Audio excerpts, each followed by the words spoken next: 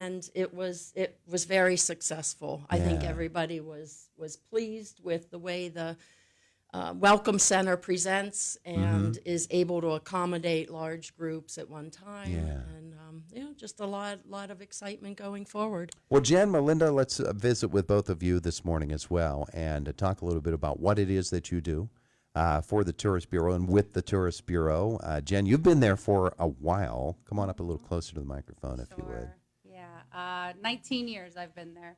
So I'm the office coordinator and the graphic artist. Mm-hmm. To work with Laura on advertising and all of that. We're excited to have a lot more space now. You have a big office to I have coordinate an now. office now, so yes, that's very exciting. Yeah. So tell me about the new building from your standpoint. What are some of the things that you notice and that you like about it? It is absolutely beautiful. Oh yeah. It really is beautiful, and everything new that's in there blends in so well with what was already existing that it looks like it belongs there and has been there. Looks like it's been there all along. Yeah. It is beautiful. Yeah. Melinda, let's find out what you do with the Tourist Bureau. So as the events in Indiana County come up on the calendar, I post it to our website. I greet those that walk in the front door and always have a smile on my face. There you go. You're the one, huh, that responsible. That calendar is awful difficult to keep track of. I imagine you get events coming in all the time. That's a lot of work. Yes, it can be, but I just keep trucking along. I sit down and I get her done. Yeah, and it gives you an idea, doesn't it, for all of the things that seem to be happening all the time. There's not a day goes by that there's not something happening in Indiana County. That is right. Yes, it's every day, and if it's something I've never heard of, I now know about it. Oh, yeah. Laura, when you consider what Indiana County Tourist Bureau does and what it means to Indiana County, the new location is going to give you all kinds of different opportunities, isn't it? Just for Yes. collaboration with downtown Indiana, for instance. Oh, yes. Yep. And we work well together. So being in the same location, and we have a beautiful new conference room where we can meet. We've joked around about having a zip line from the mezzanine but it's all in sincerity, it just makes it more convenient to just, let's have a 10-minute meeting. Let's just touch base on this. And, Yeah. but then to also host events that we can collaborate on and just to be an asset for our community. This isn't just for each of our offices. We want this to be a community welcome center where folks can just come in and talk about some of the upcoming events, talk about what is it that you do exactly. Maybe they want to volunteer and get involved, folks with more that's going on in the county. And this isn't just for downtown Indiana either. It's for the whole county. So we are a county-wide organization, and we love our outlying communities, Smicksburg, Clymer. I'm not going to name them because there are so many that are important to our county. And having folks in the building at all times, and we can come and go and make sure that somebody is there to welcome in visitors. Yeah.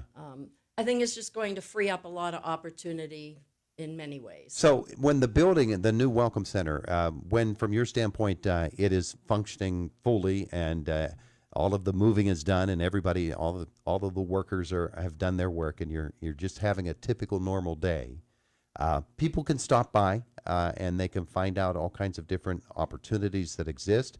For instance, you said a bus group.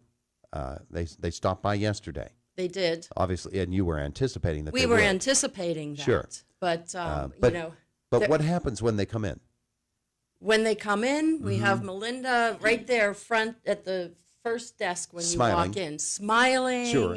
and welcoming them and talking to introducing herself and just talking to them. Maybe she knows them, maybe she doesn't know them.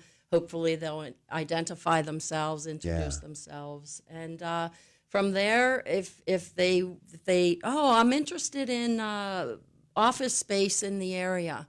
Do you know what's available? Well, that would be a better conversation for you to have with the Chamber of Commerce. Stephen's right over here. There you go. And if Stephen's there, she can introduce them. So somebody comes in and says, we're interested in using IRMC Park for an event. Oh, well, that's something that you'd want to talk with Sam Kenley about. And Sam Kenley is in the building, so, Sure. you know, and if he isn't, then Melinda can help to arrange a meeting or, you know, give him a message. So. Yeah. Somebody comes in from a bus company, for instance, and says, we want to bring a group here.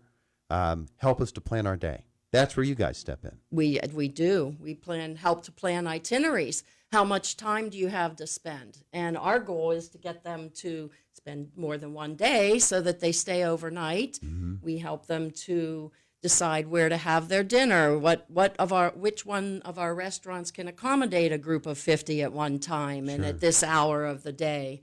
How much time, we know how much time it takes to have a Victorian tea at the Historical Society of Indiana County, so we can plan accordingly. You want to allow 2 hours at the Jimmy Stewart Museum and get on the bus for a hometown tour. So you need 2.5 hours. So we can help them time out that itinerary. Even if it's just a couple that is here for the day and they want to see, what would you recommend?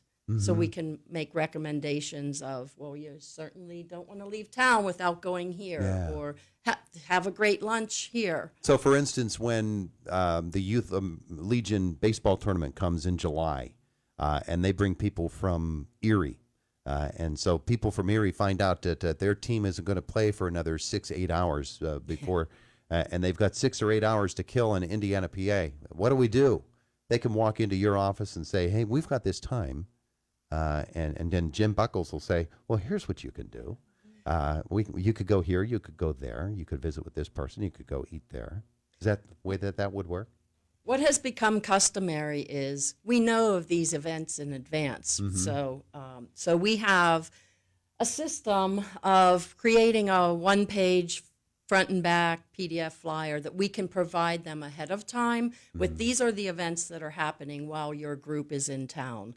These are the restaurants and these are their hours. This is what the exhibit is at the Jimmy Stewart Museum. This is what's showing at the Indiana Theater. There's a live concert out at Raindrop. You know, so we try to capture some of the events that we feel they would be interested in, providing it to the coaches, to the teams, the organizer ahead of time. But then we'll also give them welcome bags. You've seen our little green drawstring bags with folks walking around town wearing them. We'll fill their bag with our visitor guide or our, a map of the town and so forth, so that they have physical materials in their hand to look at when they have time to kill.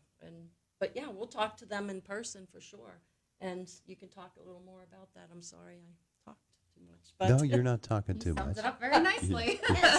Jen's sort of like that. Good job, Laura. I mean, Jen and Melinda work hand in hand with the events, and we can't not mention our website. And I will ask Jen to talk about this because we've had a refresh on our website and with our social media, and she's, it's just producing wonderfully. Yeah, right before Christmas, we did a complete overhaul on our website. So we're very excited about that. And one of the features that will be coming soon is all of our members will have a portal that they can go on and update their information themselves. Oh, okay. Like their personal information, any photos that they want to switch out at any given time.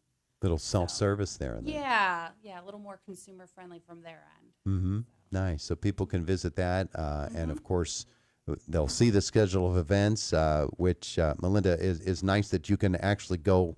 For instance, you want to see church events, you can do that. You want to see school-related events, the various different categories that they can narrow their event search down, or they could just look at the calendar and say, oh, look how many things are happening on this date. That's correct, yes. Yeah.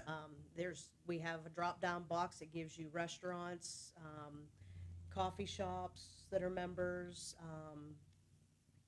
the Jimmy Stewart, gives you the list of when the shows are playing there as well. Parks and all kinds of things. Advanced ticket sales, when KCAC, when their tickets go on sale, we try to give a special shout out for things like that. Yeah. Yeah. All right. So good things happening. The Indiana County Tourist Bureau is moving in this week and getting themselves all comfortable in their new digs. And, well, they would love for have you to stop by and visit with them when you have some time. Beautiful ladies. Thanks so much for coming up to visit with us today. We appreciate that. Thank you for having us. Thank you. It is the voice of Indiana County. It's WCCS 101.1 FM, AM 1160, and WCCSradio.com. Hi, this is Jess Cunningham, InFirst Bank customer and employee. I started banking with InFirst about 30 years ago. I came from a super small town, and I just really wanted that same community banking feel that I got from back home. And honestly, from the moment I walked in the doors of InFirst, I immediately felt at home, and 3 decades later, I'm still here. In 2017, I joined the InFirst Bank team as a marketing director, and it's safe to say that I truly love it here.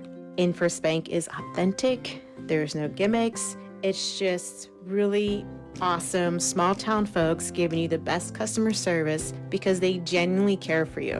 And I get it, I know changing banks can be a pain, but trust me when I tell you that InFirst Bank is worth the switch. You guys need to try my bank, InFirst Bank. Member FDIC, equal